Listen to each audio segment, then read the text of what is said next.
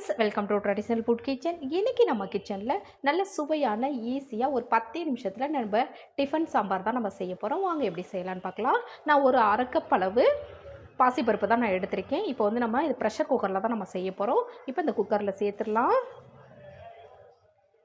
சேர்த்துட்டு நல்லா இதை ஒரு 4-5 தடவை நல்லா கழுவி எடுத்துகிட்டு வந்துடலாம். இப்போ நல்லா கழுவி எடுத்துகிட்டு வந்துட்டு பாருங்கள். பாசிப்பருப்பு வந்து நம்ம வந்து ஊற வைக்க வேண்டிய அவசியம் இல்லை. இது வந்து சீக்கிரமாகவே வெந்துடக்கூடியது தான். இது வந்து ஒரு 4 கப் அளவு தண்ணி சேர்த்துக்கலாம். மொத்தமாக நான் ஒரு 4 கப் அளவு தண்ணி சேர்த்துருக்கேன். இப்போ இதில் 1/4 டீஸ்பூன் அளவுக்கு மஞ்சள் பொடி, அடுத்ததாக கட்டி பெருங்காயம், நீங்கள் தூள் பெருங்காயமாக இருந்தாலும் சேர்த்துக்கோங்க. போட்டாச்சு. ஒரு 10-12 பல் சின்ன வெங்காயம், ஒரு 7-8 பல் பூண்டு, அரை டீஸ்பூன் அளவுக்கு ஜீரகம், அடுத்ததாக தேவையான அளவு நம்ம தக்காளி சேர்த்துக்கலாம். நான் வந்து மீடியம் சைஸ் தக்காளி 2 தக்காளி சேர்த்துக்கிறேன். அரை கப் அளவு நறுக்கிய பீன்ஸு, கேரட் அரை கப்பு, ஒரே ஒரு முருங்கைக்காய் வேணாம் அப்படின்னா நீங்கள் ஸ்கிப் பண்ணிக்கலாம். அடுத்ததாக ஒரே ஒரு உருளைக்கிழங்கு நறுக்கிட்டு சேர்த்துக்கலாம். அடுத்ததாக ஒரு 2 டீஸ்பூன் அளவுக்கு சாம்பார் பொடி சேர்த்துடலாம்.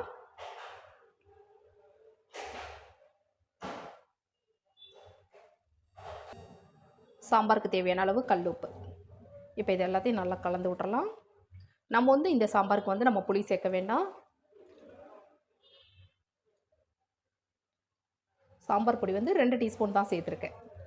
அதுவே கரெக்டாக இருக்கும். இப்போ எல்லாமே சேர்த்தாச்சு. இதிலே கொஞ்சமாக நறுக்கிய கொத்தமல்லியும் சேர்த்துடலாம்.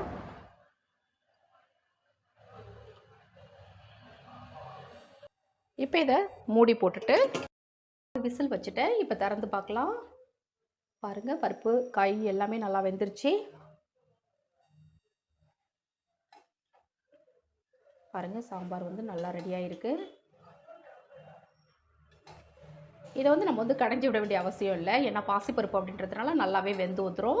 உங்களுக்கு நம்ம கடைஞ்சி விட்டோம் அப்படின்னா நம்ம போட்டிருக்க முருங்கைக்காயெல்லாம் வந்து தனித்தனியாக போயிடும். அதனால் நம்ம கடைஞ்சி விட வேண்டிய அவசியம் இல்லை.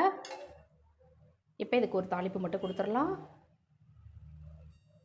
இப்போ தாளிக்கிறதுக்கு ஒரு தாளிப்பு கரண்டி வச்சுருக்கேன். இப்போ அதில் 1 டீஸ்பூன் அளவுக்கு எண்ணெய் சேர்த்துடலாம். இப்போ எண்ணெய் வந்து கொஞ்சம் சூடாகட்டும். இப்போ எண்ணெய் சூடானோன்னு அரை டீஸ்பூன் அளவுக்கு கடுகு உளுத்தம்பருப்பு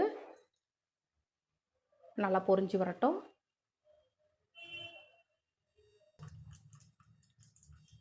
அதில் 2 வரமிளகாய் சேர்த்துக்கலாம். ஒரு கொத்து கருவேப்பிலை. இப்போ நம்ம தாளிப்பை அதில் சேர்த்துடலாம். இப்போ இது நல்லா கலந்து விட்டுறலாம்.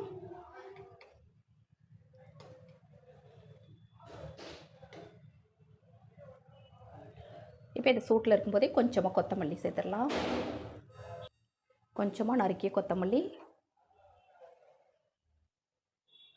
அவ்வளோதான், நம்ம 10 நிமிஷத்தில் டிஃபன் சாம்பார் ரெடி ஆகிடுச்சுங்க. ரொம்ப ரொம்ப சூப்பராக இருக்கும். ஈஸியாக நம்ம செஞ்சிடலாம். குக்கரில் செய்கிறதுனால நம்ம காயெல்லாம் தனியாக வேக வைக்க வேண்டியதில்லை. இதிலையே ஈஸியாக செஞ்சிடலாம். டேஸ்ட்டும் ரொம்ப நல்லாயிருக்கும்.